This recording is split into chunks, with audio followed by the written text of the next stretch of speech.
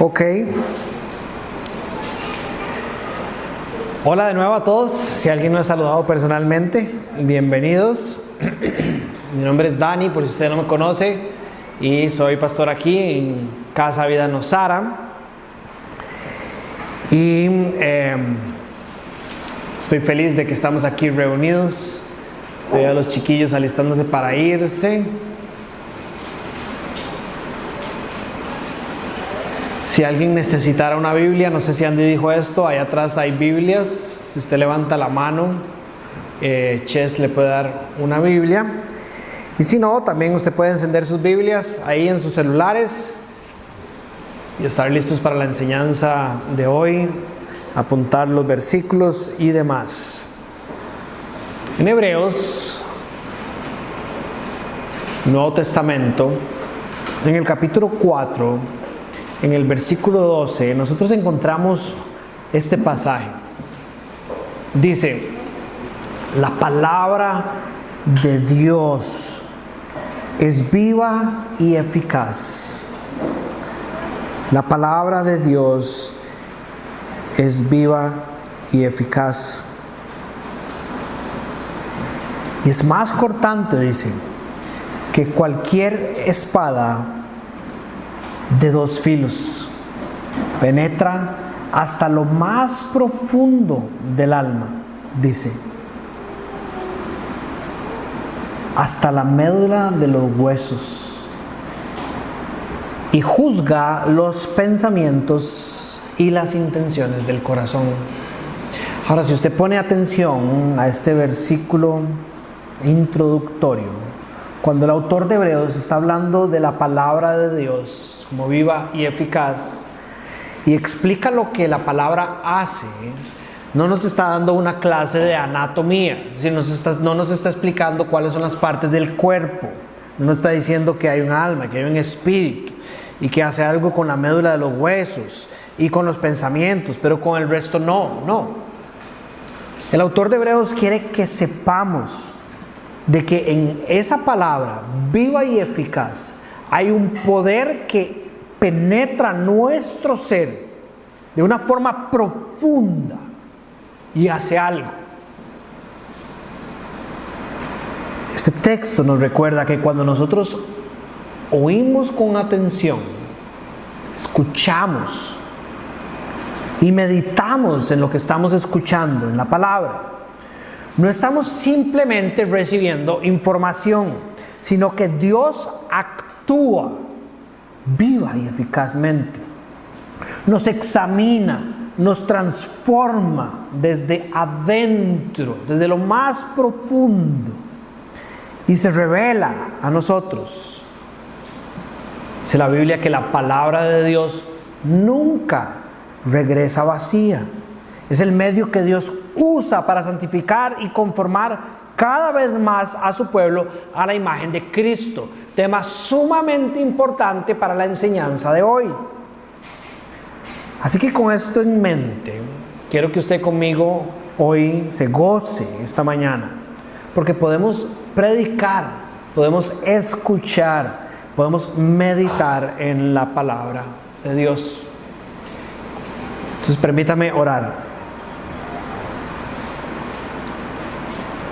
Señor, de nuevo te damos gracias en esta mañana, porque no solo estamos aquí reunidos, sino que estamos enfrente de tu palabra, Señor. Y te pedimos, Señor, que tú hagas esto que has anunciado en nosotros, que podamos abrir nuestro entendimiento, nuestros oídos a la palabra predicada, viva y eficaz, para que nos transforme, Señor, y nos haga vivir más para tu gloria. Te lo pedimos todo en el nombre de Jesús. Amén. Seguimos en el primer capítulo de la carta de Pablo a los Efesios. Efesios capítulo 1. Una carta, una de las 4 cartas, de hecho, que Pablo escribe desde prisión en Roma, su primer encarcelamiento, probablemente entre el año 60 y el año 62. Y como se leyó al principio, mi tarea esta mañana es exponer las verdades divinas contenidas en la sección leída, enfocándome específicamente en los versículos del 11 al 14. Ahora, como dije hace un par de semanas, esta sección de esta carta, del 3 al 14, es una sola oración. Aunque nosotros hoy en español vemos puntos y comas, en el momento en que Pablo la escribió, y tenemos los lenguajes originales para esto, la escribió con una estructura gramatical, como una sola unidad, una sola oración, que invita a que no sea dividida, y más bien que sea entendida, que sea meditada como una sola idea a la hora de enfrentarse a ella, a la hora en que se predicaba y se leía en frente de las iglesias. Ahora, nosotros les pedimos perdón porque con un deseo de que usted entienda mejor el contexto y el contenido de las verdades que Pablo le estaba escribiendo a una iglesia con la que ya había compartido más de 2 años enseñándoles verdades, nosotros hemos querido fraccionar para que usted tenga las mismas verdades en su corazón que ya tenían estos que reciben la carta, y así que usted disfrute mejor de las delicias contenidas en esta sección. Pero ya que yo hoy tengo la dicha de cerrar esta sección, me voy a permitir resaltar la columna vertebral teológica que sostiene todo este pasaje del 3 al 14. La alabanza de la gloria de Dios. La alabanza de la gloria de Dios. Y déjeme mostrarle esto en orden para después profundizar en nuestra última sección. El primer título o subtítulo de nuestra enseñanza sería: el propósito eterno del Padre es la alabanza de su gloria. El propósito eterno del Padre es la alabanza de su gloria. Esto lo encontramos entre el versículo 3 al 6. Creo que Gabo está teniendo ciertas... Ok, ya. Del 3 al 6, en la primera sección, no están aquí en la pizarra, los tienen ustedes en sus Biblias, pero si me permite enfocarme en el versículo 5 y 6, dice: en amor, está hablando de Dios, nos predestinó para ser adoptados como hijos suyos por medio de Jesucristo, según el buen propósito de su voluntad, para alabanza de su gloriosa gracia, que nos concedió en su amado. Ahora, ya hemos estudiado, y esto está en el canal de YouTube, si usted quiere ver las enseñanzas, tenemos los audios también, que en esta primera sección de esta columna vertebral, Pablo nos presenta la elección soberana del Padre antes de la creación del mundo. De hecho, si usted pone sus ojos en el versículo 4, se da cuenta que Pablo escribe: Dios nos escogió en Él antes de la creación del mundo. Y nos dice que esta elección no surge por méritos humanos, sino del amor eterno de Dios por su Hijo, por su Hijo. Y yo les decía que aquí es donde todo toma sentido. La persona supremamente elegida es Cristo. Es Cristo. No yo, que cuando me veo mi insuficiencia, mis carencias, como camino en contra del Señor, como desobedezco, aunque mi corazón intenta, no lo logro a la perfección. Y si pienso en algo que yo haya hecho como para que Dios haya depositado su amor en mí, digo, no puedo entenderlo. ¿Por qué? Pero gracias a Dios, que su palabra es clara y nos deja ver que antes de yo ser escogido por cualquier cosa que yo pude haber hecho, el supremamente escogido por Dios con un propósito claro es el Hijo, no yo.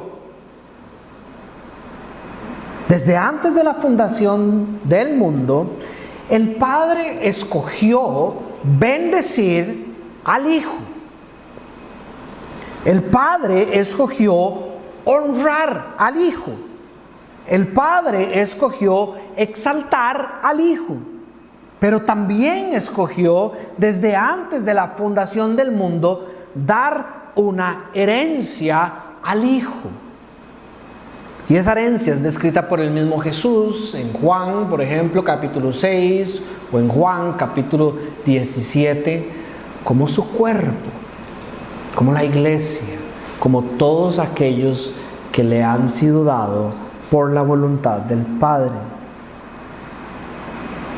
Y por esto sabemos que es desde antes de la fundación del mundo, antes de que cualquiera de nosotros escogiera a Cristo, primero somos nosotros escogidos por el Padre en la eternidad, en Cristo, para permanecer a Cristo.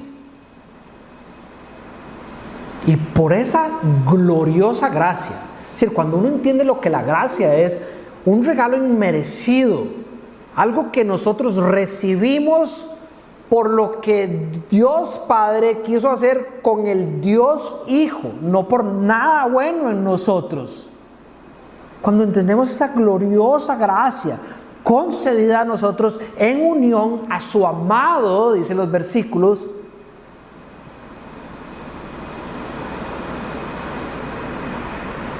es que caemos de rodillas ante Él en adoración.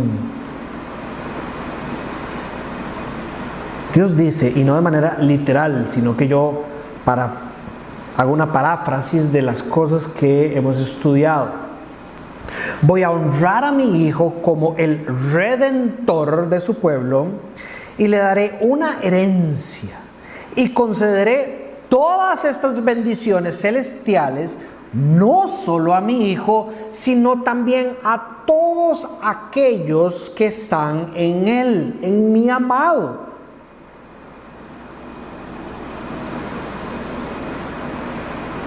Y de nuevo, cuando entendemos que es por este acto soberano, fuera del tiempo, en la eternidad, un acto divino, de acuerdo con sus propósitos. Y entendemos que ahora somos santos y sin mancha. ¿Me entiende lo que dicen esos versículos?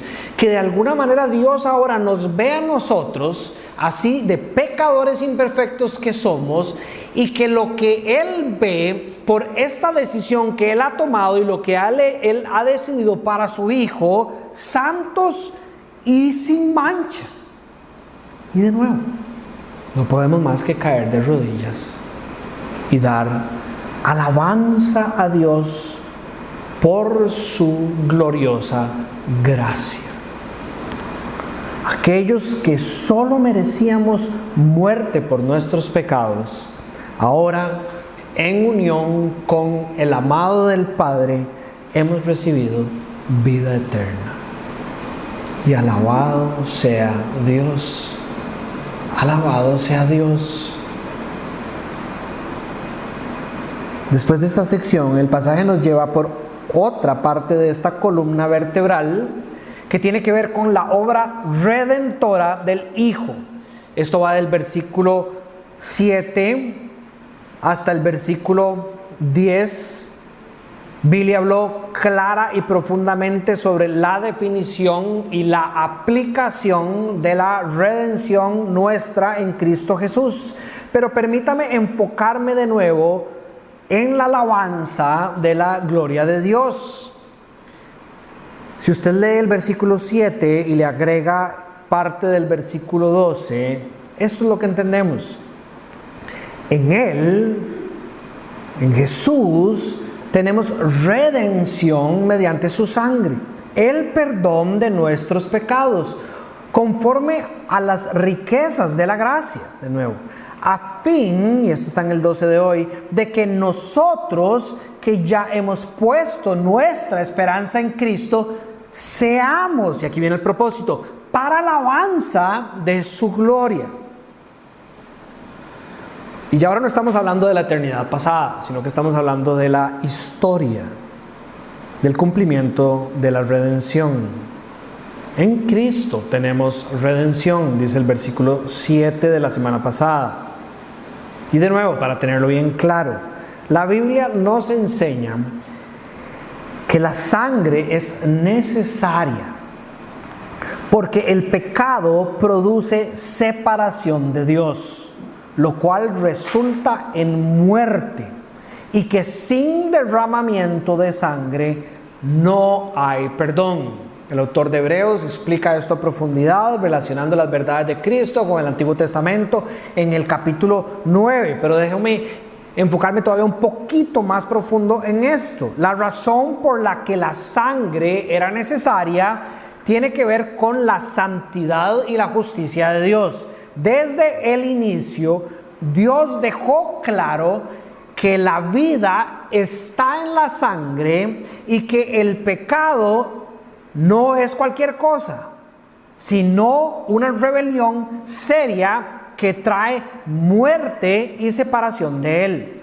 Por eso, para que hubiera perdón, tenía que haber una vida entregada, un sustituto que cargara con lo que nosotros pecadores merecíamos. Tenía que haber un derramamiento de sangre. Y entonces en el Antiguo Testamento Dios usa los sacrificios para enseñar esta verdad. El pecado cuesta,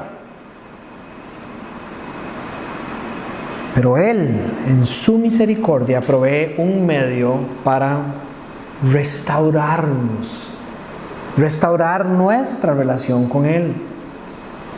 Sin embargo, a través de esos sacrificios nunca hubiera sido suficiente. Esos sacrificios apuntaban a algo mucho mayor y mucho mejor. Y por eso claramente Billy explicó que redención es ser liberados por Dios porque Jesús vino y tomó nuestro lugar. Es en Jesucristo que Dios proveyó el sacrificio perfecto. Su sangre fue derramada para satisfacer esa justicia divina y nos rescata del poder del pecado.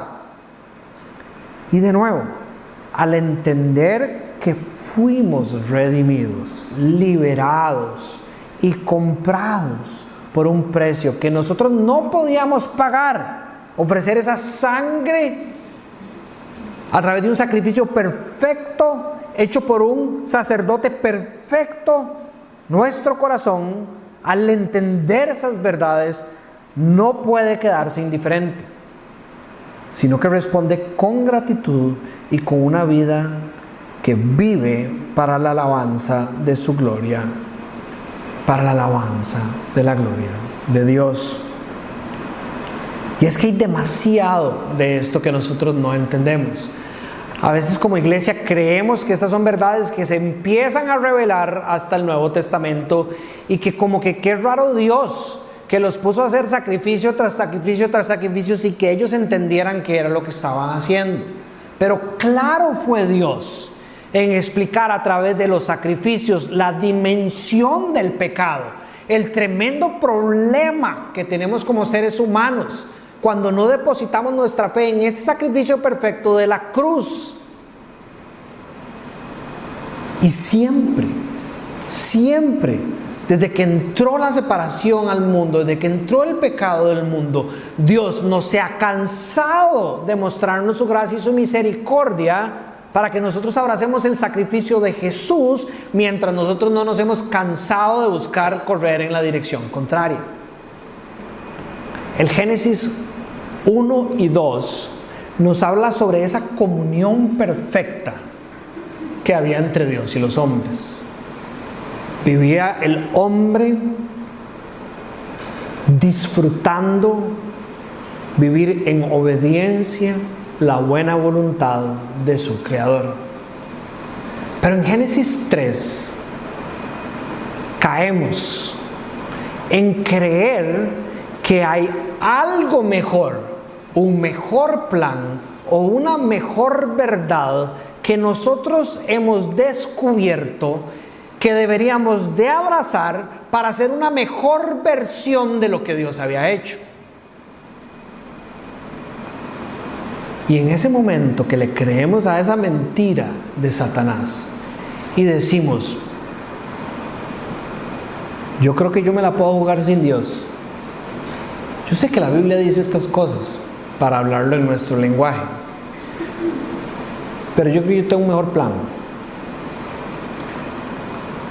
Adán y Eva, yo sé que Dios ha dicho que esto es lo que es bueno, pero yo creo que nosotros tenemos un mejor plan. Y en el momento en que ellos abandonan a Dios como la fuente de verdad, en el momento en que ellos escogen alejarse de Dios y empezar a vivir una vida contraria a la voluntad de Dios, Dios ya no puede estar por quien Él es, en presencia de lo que va en contra de Él, y hay una separación entre Dios y los hombres. Y es matemática simple de que si usted cree en el Dios de la Biblia y sabe que Dios es vida, separarse de Dios y caminar en la dirección contraria, ¿qué es? Muerte. Eso es matemática simple. Eso no es qué malo Dios. Eso es Dios diciendo, aquí estoy y soy vida en abundancia. Y usted diciendo, pero yo quiero algo diferente. Y como lo único diferente a la vida que yo conozco en esta tierra es la muerte.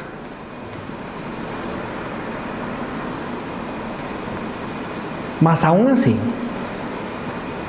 por su gloriosa gracia, inmediatamente después de que Dios explica al ser humano lo terrible de las consecuencias del pecado, les muestra su gracia. El relato de Génesis 3 nos cuenta de que había vergüenza ahora que antes no había en Adán y en Eva. Y esto significa que ahora ellos tenían la capacidad que antes no existía en ellos, por lo que había pasado en ellos, de ver lo equivocados y lo malos que eran. Yo les decía en la mañana que habían bastantes personas que entrenan conmigo Jiu-Jitsu, entre esos un cinturón negro que es profesor de nosotros, Michael, que muchas veces cuando yo estoy entrenando y las cosas me salen bien, yo me siento muy bien y digo, wow, todo está tuanis. Pero que cuando él da clases, muchas veces, y no todas las veces, yo me doy cuenta de lo insuficiente y mal que es mi jiu-jitsu, y me hace sentir vergüenza. Me hace sentir vergüenza. Eso es lo que pasa en el Génesis 3. Pero la gloriosa gracia de Dios se ve manifestada en que en medio de esa vergüenza, Dios dice que Él va a cubrirla por medio del derramamiento de sangre. Y es en Génesis 3 donde usted encuentra por primera vez en la historia de la creación que es necesario que haya un sacrificio de un animal inocente para del animal sacar las pieles y poder así cubrir la vergüenza del ser humano. Y desde ese momento, aunque para nosotros puede sonar muy simbólico, pero Dios estaba ahí hablando con ellos. Dios está revelando a la humanidad su plan de restaurar por medio del sacrificio perfecto de su Hijo nuestra relación con Él para siempre. Y de nuevo, cuando entendemos que fuimos redimidos, liberados, comprados por esa sangre de Jesús, nosotros no podemos más que caer. Y yo le decía a las personas que yo no soy de los que caigo de rodillas aquí en público, pero en mi corazón, cuando canto las verdades que estábamos cantando al principio, caigo de rodillas en mi corazón.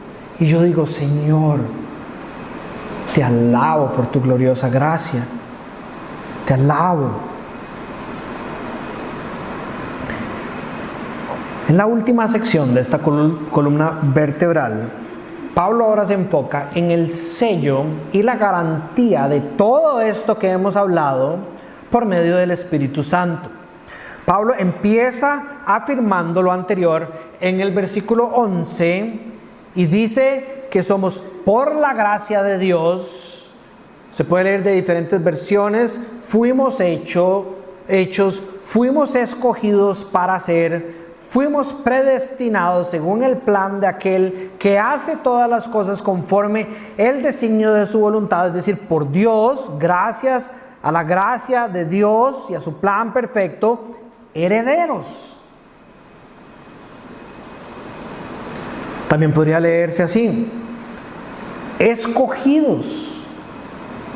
Hemos sido hechos escogidos, hemos recibido una herencia por nuestra unión con Cristo que tiene un propósito primordial, es decir, más alto que todo, fundamental, sobre lo que se construye todo,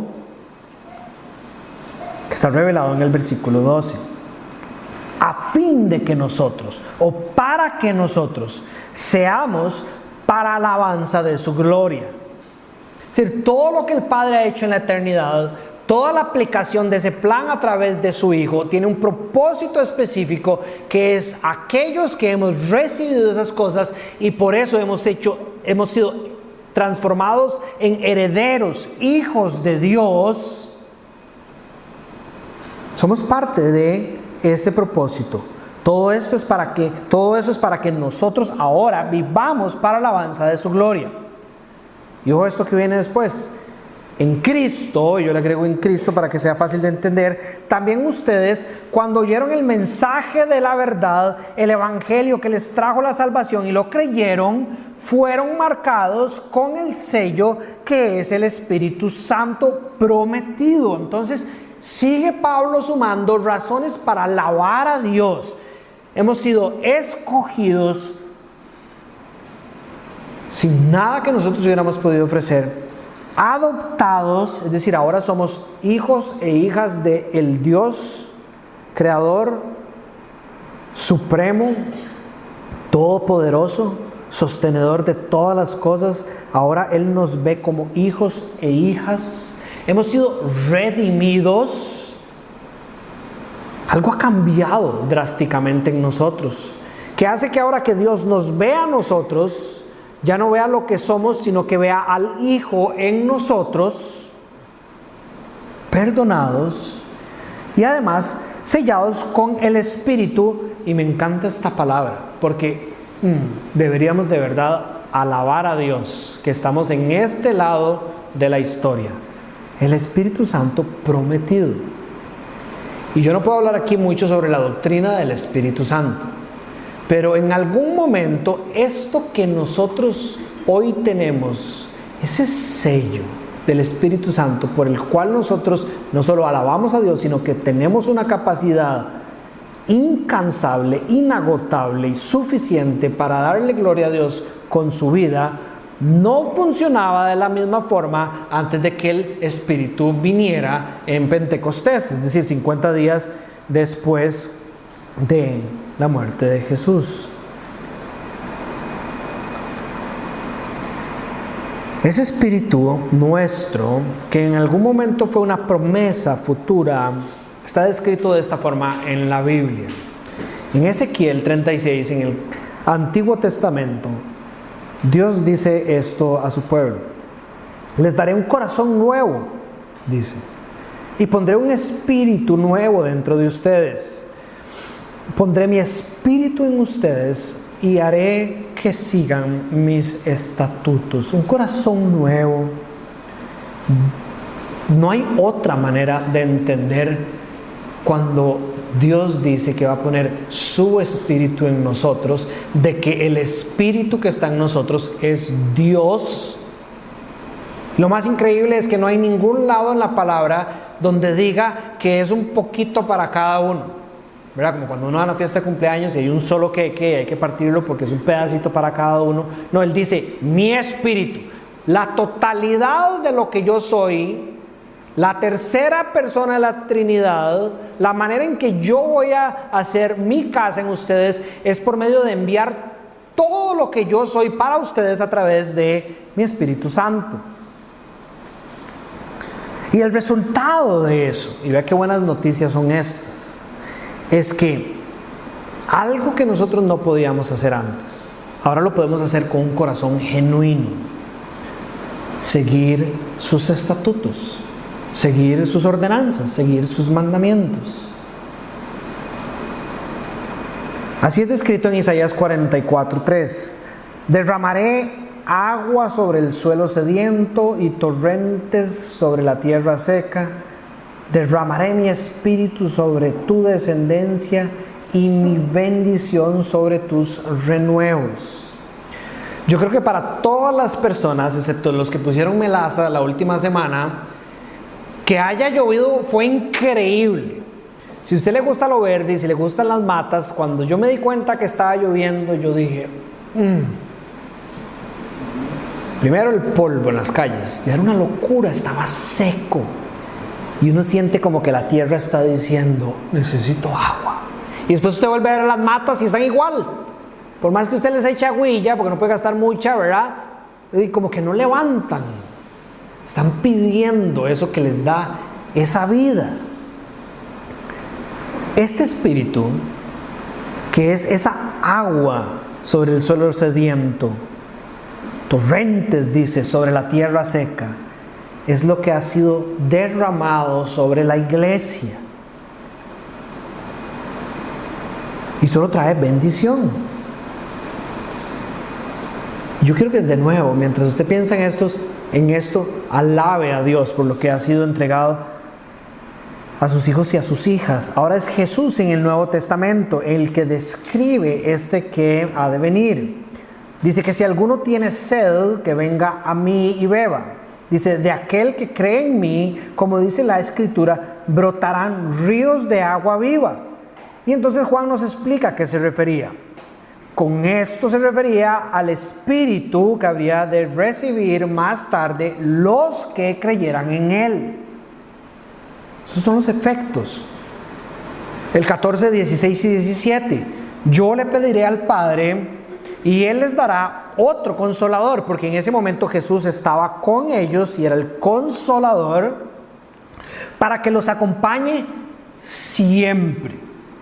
Porque así lo decidió Dios. Cuando Jesús estaba en Jerusalén, los discípulos de Jesús que estaban en Nazaret no estaban con Jesús, ¿verdad? Sí, Jesús no estaba con ellos siempre. Y por eso es que Jesús, en el mismo Evangelio de San Juan, hablándole a los discípulos, les dice que vendrá, dice, les conviene que yo me vaya. Jesús dice, ¿entienden?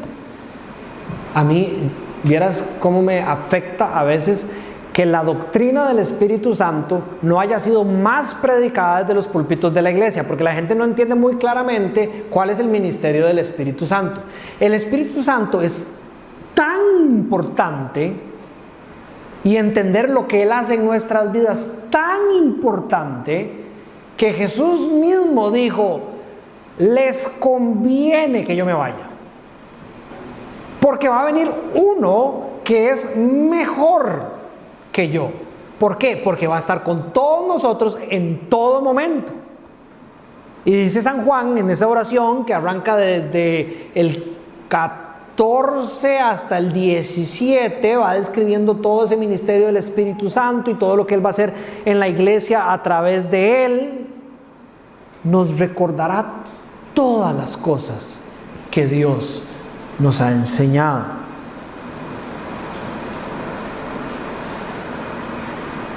Dice, convencerá al mundo del error en cuanto al pecado y a la justicia y el juicio. Y yo creo que aquí Juan no solo está hablando del mundo en el sentido de los que no caminan con Dios, creo que aquí incluye a todos. Porque el ministerio del Espíritu Santo todos los días es darnos convicción de pecado también. Es decir, mostrarnos cómo nosotros erramos, cómo somos carentes de justicia. Y dice que además nos guiará a toda la verdad. Él dice, me glorificará porque tomará de lo mío y se lo dará a conocer a ustedes. Y qué increíble que ese es el ejemplo, ¿verdad?, de la Trinidad también. El Espíritu glorifica al Hijo porque el Espíritu nos da, nos comparte, nos equipa con todo lo que el Padre ha designado al Espíritu para darnos, para hacer nosotros la imagen de Jesús aquí en la tierra.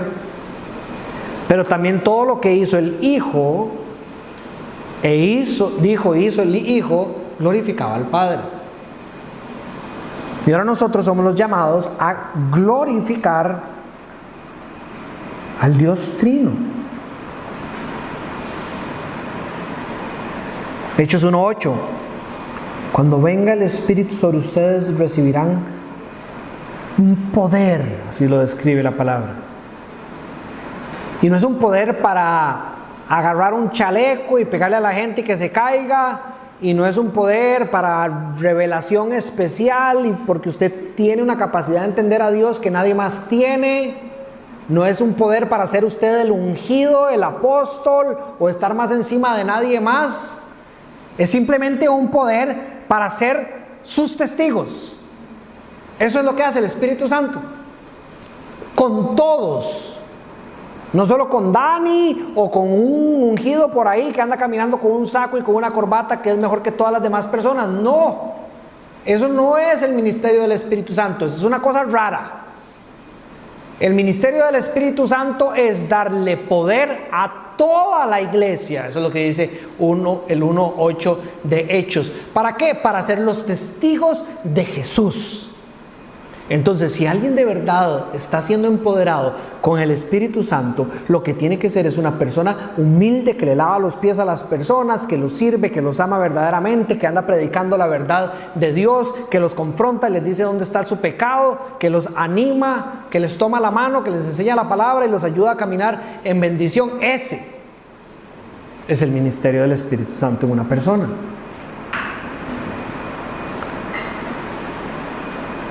Y ese es el Espíritu que vive en nosotros, que está siendo aquí descrito. Y uno dice, wow. ¿Y qué significa ser sellados, ser marcados? Tiene que ver con eso de apropiación, ¿verdad? No sé si aquí en Nosara lo hacen tanto, pero yo vengo de un pueblo lechero allá en Coronado, en las faldas del Irazú, y los ganaderos sellan a las vacas. La ganadería tiene un escudo y las sellan en el cuero para que las personas sepan quién es el dueño. Este es el lenguaje que está usando Pablo aquí. Ese es ese tipo de sello. También en el contexto de Pablo existían los sellos de cera. Cuando algo había sido sellado con cera, había sido marcado por medio de un anillo, probablemente el rey marcaba sus comunicados o las personas importantes sellaban las cosas con ese sello para afirmar que las palabras que venían ahí les pertenecían a ellos, para que tuvieran seguridad que esto que estaba llegando a sus manos era enviado por ellos. Autenticidad. Dios mismo nos marca como suyos, confirma la realidad de nuestra salvación y asegura que su obra en nosotros llegará a su cumplimiento. Nada puede quitar este sello de nosotros. Y mientras preparaba esta enseñanza, se me venía a la mente cómo las ideas rescatadas, no nuevas, de los reformadores de la iglesia en el siglo XVI nos muestran con claridad las verdades que hoy estamos predicando. Y cuando digo esto, me refiero a que en la reforma de la iglesia no fue que vino un grupo de reformadores que dijo: vamos a poner estas nuevas cosas para ahora sí adorar bien a Dios, sino que lo que hicieron fue rescatar lo que creyeron los apóstoles, los discípulos de los apóstoles y los primeros 300, 400 años de la iglesia con mucha claridad, que después fue torcido en medio de la oscuridad que se dio dentro de la iglesia. Y por eso es que desde el siglo V al siglo XV se habla de la era del oscurantismo. Había una oscuridad donde no se podía ver con claridad, en contexto de este tema, la verdad. Y los reformadores, no por voluntad, o no decirlo así, no como de primera entrada, porque esa no era el objetivo, crearon un documento que se conoce como el TULIP. TULIP es tulipán en español, pero en inglés se conoce como el TULIP por esas 5 letras: la T, la U, la L, la I y la P.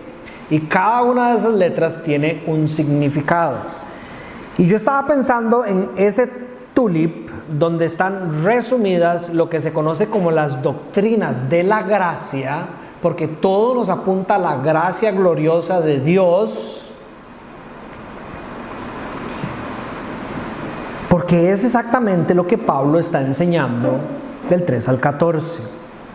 Ahora, nada más para que ustedes sepan un poquito de historia, el TULIP como documento nace como una respuesta a inicios del siglo XVII, allá por el año 1615-18, algo así, en el cual había una situación pasando en la iglesia donde se estaban introduciendo enseñanzas por parte de un teólogo llamado Jacobo Arminio, que contradecían estas verdades que para mí son más claras que nada en el mundo, que apuntan a la gloriosa gracia del Señor y a la alabanza máxima del único que merece ser alabado. Las enseñanzas de Arminio y de sus descendientes, los arminianos, daban protagonismo de una manera no bíblica a las personas, a los miembros de la iglesia. Y por esta razón, al ver que ahora la gloria no era solo para el que merece la gloria, como claramente lo enseña la Biblia, sino que también ahora por la participación humana usted también tiene un pedacito o un pedazote de esa gloria, los reformadores de esos tiempos levantan y en respuesta a un documento que ellos estaban publicando, producen esto que se conoce como el TULIP. Esto se conoce o se da o es un resultado de un sínodo, que es como un concilio, una reunión que se da en los Países Bajos, donde fueron teólogos y pastores de Escocia, Inglaterra, Irlanda, Holanda, se reúnen ahí y tienen este sínodo que se conoce como el sínodo de Dort, y de ahí sale esta publicación. Yo les traje una imagen ahí para que ustedes vean una comparación entre las enseñanzas de los arminianos versus las enseñanzas de los calvinistas. Pero a mí ni siquiera me gusta decirle calvinistas, simplemente eran las enseñanzas de los reformadores que nacen de las verdades bíblicas. Y usted puede ver ahí la diferenciación entre quien merece toda la gloria y la manera en que la gloria empieza a ser repartida del lado del amarillo. Por ejemplo, sobre la condición humana, La Biblia enseña que nosotros hemos caído totalmente. Somos incapaces por nosotros mismos de ir a la presencia de Dios. Hay una depravación total. Por eso empieza con la T. Hay una depravación total en el ser humano. Estamos afectados, todo nuestro ser, por todo lado, de pecado. Y por esta razón, como vimos en la primera enseñanza de esta columna vertebral, somos incapaces de genuinamente buscar a Dios. Es Dios, como ya vimos, el que desde la eternidad, por el amor de su Hijo, nos ama primero para que después, como resultado de esa gracia, nosotros podamos amarlo a Él. Arminio estaba enseñando que nosotros estamos caídos, sí es cierto, pero capaces de responder con cierta ayuda. Básicamente, muchos han dicho en la historia que si por toda la Biblia dice que nosotros estábamos muertos en nuestros delitos y pecados, Arminio estaba diciendo que nosotros estábamos en coma. Sí, no estábamos muertos, estábamos como en coma. Estábamos vivos, pero es con cierta ayuda de Dios que nosotros ahora podemos hacer nuestra parte de seguir viviendo. Después está la U en inglés, que tiene que ver con la elección incondicional, que básicamente lo que significa es que Dios elige salvar a pecadores no por méritos que Él vio con anticipación. Más claro no ha podido ser en estas últimas 3 enseñanzas, sino conforme a su gracia y a sus propósitos eternos. Y de nuevo, entonces, ¿quién se lleva toda la gloria? Dios. Pero Arminio decía que era condicional, que estaba basada en la fe prevista. Es decir, de que Dios desde la eternidad vio la historia de la humanidad y dijo, yo veo como que Gabo está haciendo cosas buenas, entonces lo voy a poner aquí en el libro de la vida. Naja como que está cantando todas las fines de semana, entonces yo puedo ver que ella va por buen camino y lo voy a poner en la Biblia, en el libro de la vida. Por nuestros méritos nos ganamos la salvación. En ningún lado de la palabra de Dios podemos encontrar eso. Después está la L, que significa expiación limitada o expiación particular. Y eso básicamente lo que significa es que Cristo murió eficazmente para redimir a su pueblo, asegurando realmente su salvación. Es decir, no solo que el sacrificio de Cristo fue suficiente, sino que fue efectivo, eficaz, y que nada de Él se desecha, nada de Él se pierde. Los arminianos creen en que el sacrificio de Cristo perdona los pecados de todos, pero que las personas tienen la capacidad de decir, yo no quiero ese perdón. Yo no quiero ese perdón. Entonces, si usted sigue lo que estoy tratando de decir, y es un poco más complicado de lo que tal vez puedo explicar en este tiempo, básicamente lo que ellos están diciendo es que Jesucristo derramó su sangre en la cruz, pero el 50% de esa sangre, el 60% de esa sangre, el 70% de esa sangre fue inútil, se desechó, porque de todas las personas que han cruzado la tierra, solo el 30% van a ir al cielo. Y obviamente jamás podríamos creer eso. Jamás podríamos creer que Dios hace algo que no tuvo la capacidad de cumplir sus buenos propósitos, porque sería contrario a todo lo que encontramos en la Biblia. Si alguien me encuentra un pasaje en la Biblia donde dice que Dios quería salvar a alguien, pero que Dios no pudo,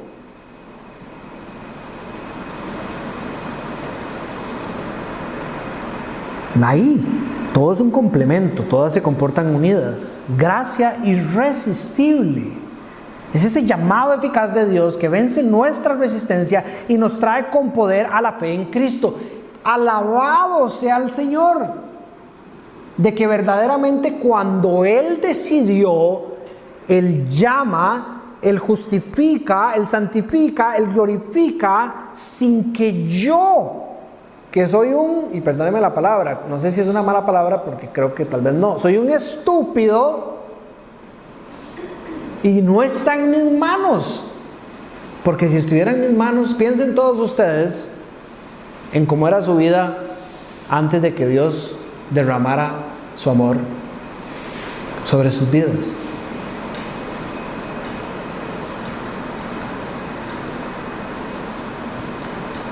Gracias al Señor, que de manera irresistible y de una manera tan amorosa lo hace, que ni siquiera con todo lo que yo pueda entender como ser humano viola mi voluntad, sino que me da ese corazón nuevo. Y ahora yo voluntariamente decido creer en Él. Pero después de que Él derramó su gracia y me dio ese corazón, por toda la Biblia. Y después llegamos a la P, que es la que está más ligada con esta última sección. Tiene que ver con la perseverancia de los santos.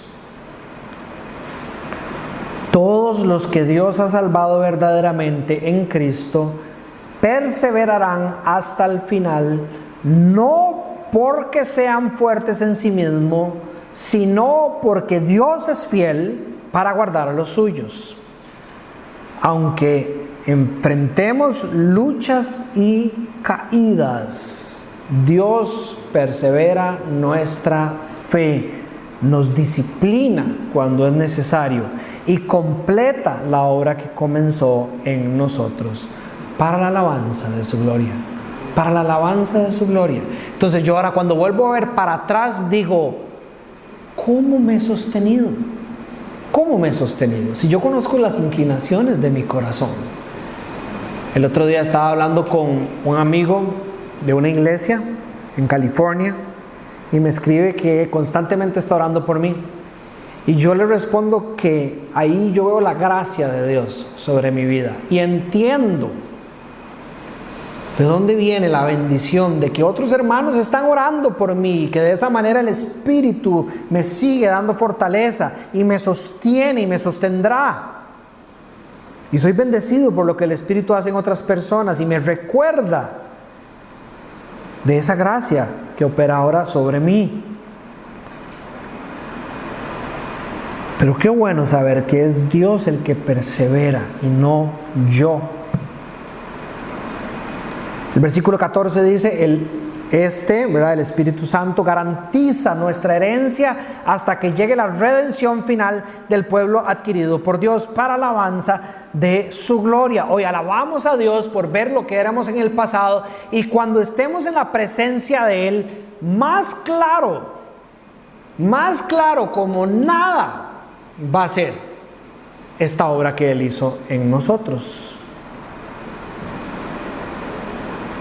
Y gracias al Espíritu Santo estamos sellados.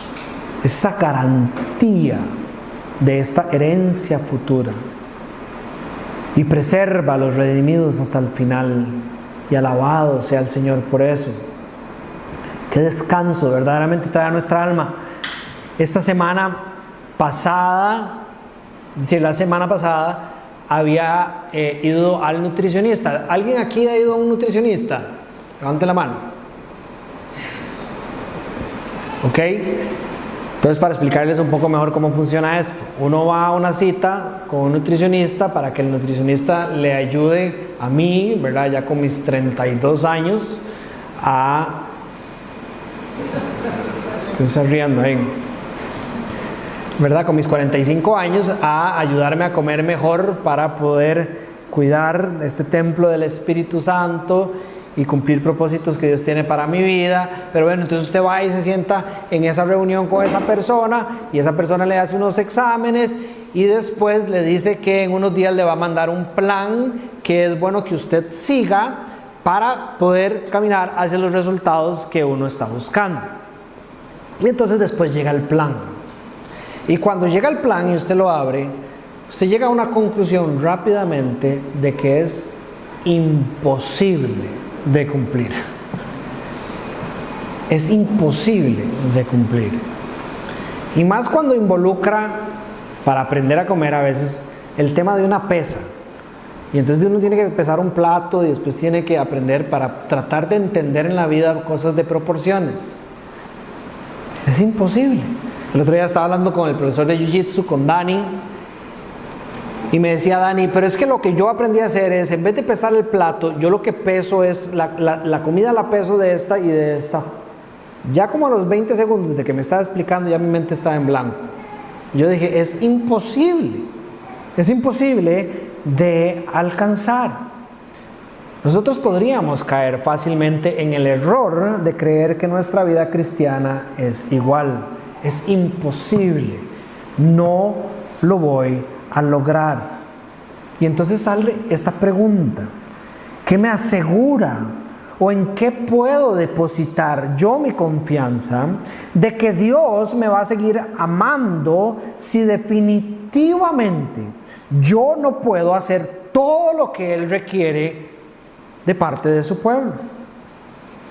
Y entonces estos versículos nos llenan de esa luz que nos lleva a alabar a Dios.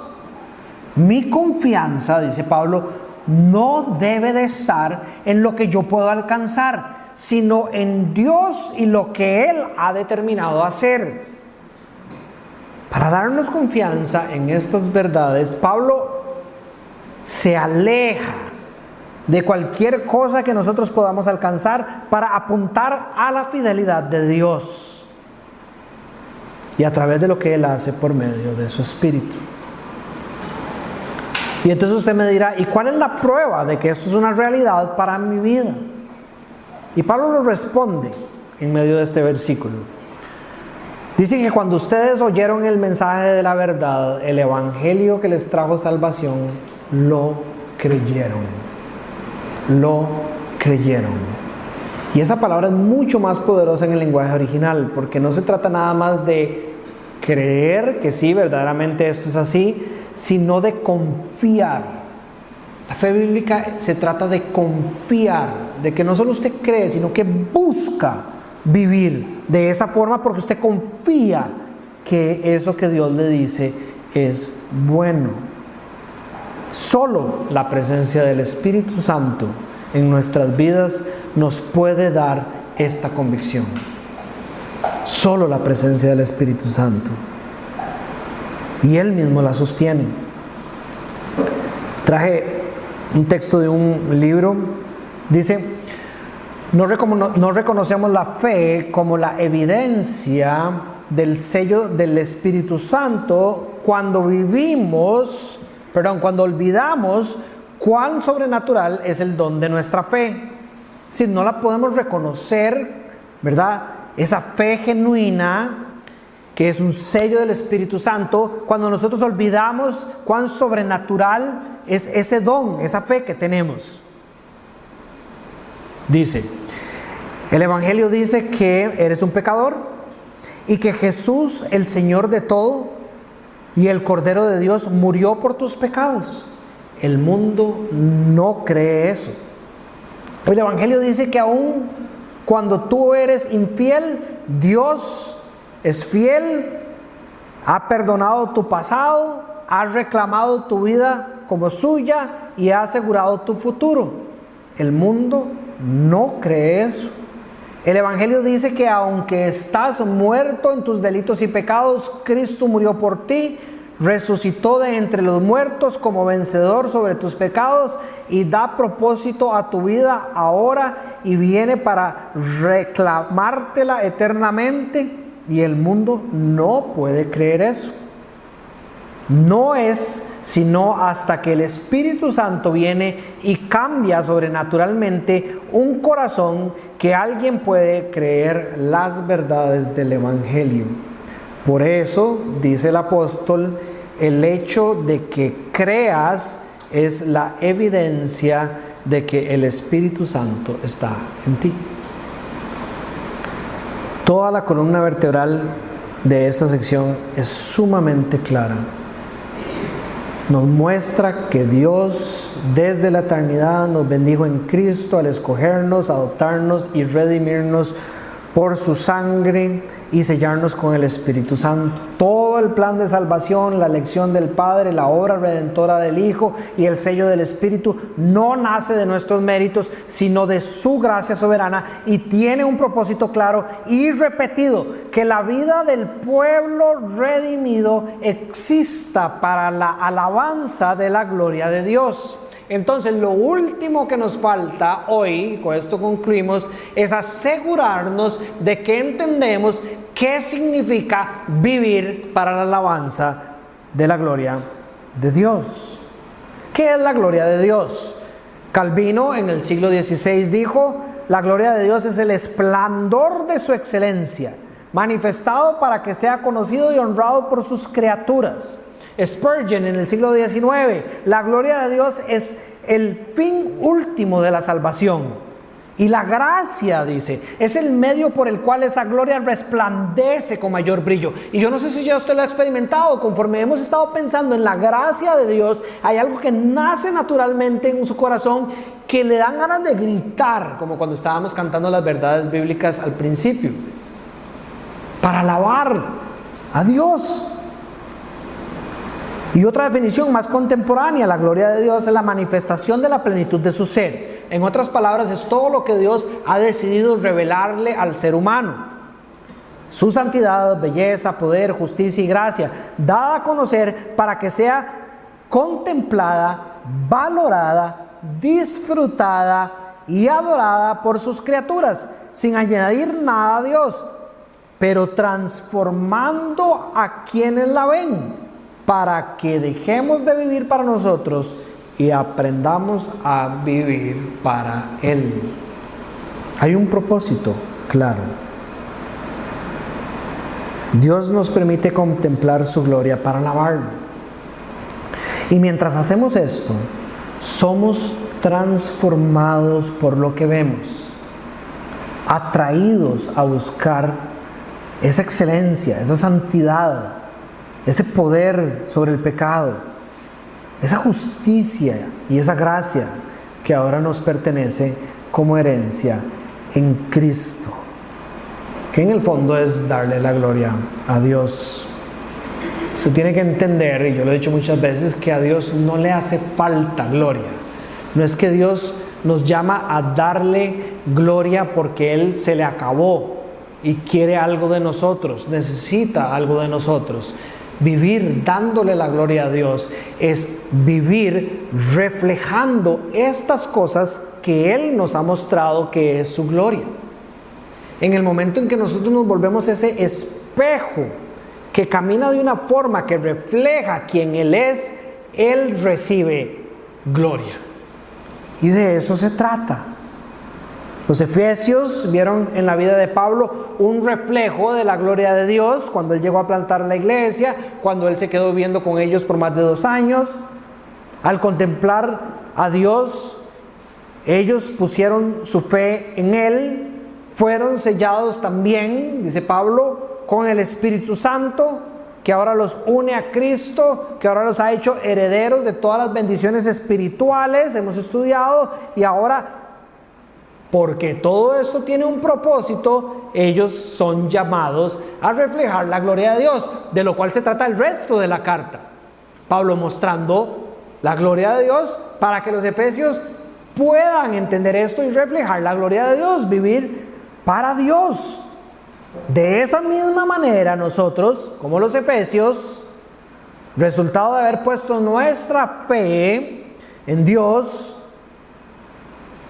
somos llamados a vivir para su alabanza y para su gloria, sí, reflejando con nuestras palabras y con nuestras acciones quién Él es, no convirtiéndonos en instrumentos, nos convertimos en instrumentos para que otros a nuestro alrededor sean también ahora marcados y unidos a Cristo, hechos herederos de las mismas bendiciones por esto que Dios hace. Y nada más déjeme recordarle algo. La tarea de la iglesia no es ser una representación perfecta de la gloria de Dios. La representación perfecta de la gloria de Dios ya caminó en esta tierra. ¿Quién es? Jesús. Entonces la tarea de la iglesia viene a ser buscar, reflejar la gloria de aquel que es perfecto y que puede con su sangre redimir a los imperfectos. Todo lo que nosotros somos llamados a hacer es apuntar al que es perfecto. Si usted alguna vez se ha preguntado que por qué esto es una iglesia y que aquí hay iglesia, que aquí, que no sé qué, un montón de imperfectos, ustedes que dicen son estos, son unos hipócritas, siempre fallan, yo lo he visto a usted, levantó la voz, me quitó una ola, otro montón de cosas que se le puedan ocurrir. Así va a ser, porque gracias a Dios, la iglesia no está construida sobre nuestra perfección, está construida sobre la perfección de Jesús. Gracias a Dios la salvación es en la perfección de Jesús y no por nada que nosotros podamos hacer. Usted se puede dar cuenta lo perdidos que estaríamos si fuera por algo que nosotros pudiéramos hacer. Entonces, vivir para la gloria de Dios es vivir siendo imitadores de Jesús, que es el que verdaderamente nosotros queremos que sean las demás personas. Que además en Él, en ese amado, la redención de los pecados y la vida eterna. Es sumamente importante que nosotros como iglesia entendamos que es la tarea nuestra. No caiga en el error de que la iglesia es lo que pasa aquí a las 10:45. La iglesia somos nosotros todos los días de la semana. Esa es la iglesia. Y la tarea suya es todos los días de la semana vivir para la alabanza de la gloriosa gracia de Dios. Dios no lo redimió, Dios no lo rescató a usted para traerlo a una iglesia y que usted la pasara bien, como si fuera un club social. Dios hizo una iglesia para que usted le diera gloria a Él. Y que conforme nosotros le damos gloria a Él, no solo disfrutamos de la bendición de vivir en sus buenos caminos, sino que somos luz, somos esa lámpara, somos esa sal en el mundo, que le muestra a las personas quién Dios es, para que ellos ahora también, así como hicieron los efesios, así como hicimos nosotros gracias a los efesios, que hagan más a través de Casa Vida, por ser una imagen de Jesús en este pueblo. Somos más que espectadores de la soberanía de Dios, somos sus instrumentos para alabanza de su gloria. Dice el Génesis en el capítulo 1 que Dios nos hizo a su imagen. Esa imagen se rompió, como ya les expliqué. Pero en 2 Corintios 3:18 dice que en Jesús ahora somos transformados a la imagen de Dios de nuevo, con una gloria cada vez mayor, con una capacidad de la mano de Él de vivir cada día más para la alabanza de su gloria. Cierro con dos citas. Una de un pastor estadounidense, Piper, dice: nuestra misión es hacer visible el valor supremo de Dios por medio de vidas transformadas por Cristo. La Biblia enseña con mucha claridad que el fin último de la redención no es primariamente el bienestar del hombre, sino la gloria de Dios. Y que la respuesta humana a la gracia, fe, arrepentimiento, obediencia, existe precisamente para ese mismo fin, para alabanza de su gloria. Y ese cierre es tan increíble. El fin último de la redención no es nuestro bienestar, ¿verdad? A veces encontramos cristianos que creemos que el fin máximo de la vida cristiana es estar bien y que no hayan problemas. Ese no es. Y por eso es que Santiago puede decir en el capítulo 1, se me fueron las palabras, versículo 2, bienaventurados seamos ante las pruebas. Cuando las pruebas vienen, benditos somos por lo que la prueba hace en nosotros.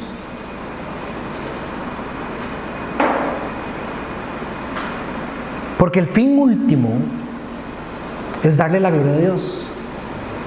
Entonces, si es a través de los momentos que sale el sol, o si es a través cuando está la lluvia, si es cuando estamos sanos, o si es cuando estamos enfermos, no importa tanto. No importa tanto. ¿Por qué? Porque en todos esos momentos Dios promete que por medio del sello del Espíritu Santo que hay en nosotros, le podemos dar gloria. Así que si usted entra al cielo después de sufrir una enfermedad terrible y usar esa enfermedad para reflejar a Cristo, sepa que las palabras que va a escuchar cuando entre a la presencia del Señor va a ser: pase adelante, siervo fiel. Tu obra ha sido completa y buena. Gracias a lo que Dios hace en nosotros. Muy bien. Voy a orar.